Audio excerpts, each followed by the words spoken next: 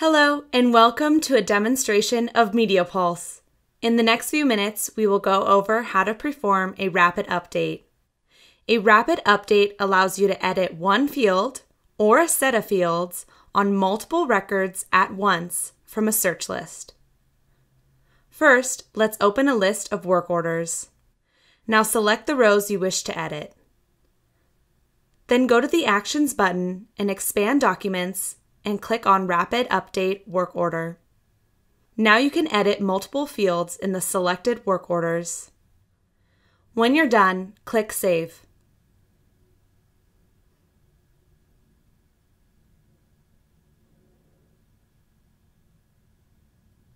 Note your updates are reflected in the list immediately. For more tips and tricks on MediaPulse, subscribe to our YouTube channel. If you have any questions about Xytech's products, please email us at support@xytechsystems.com.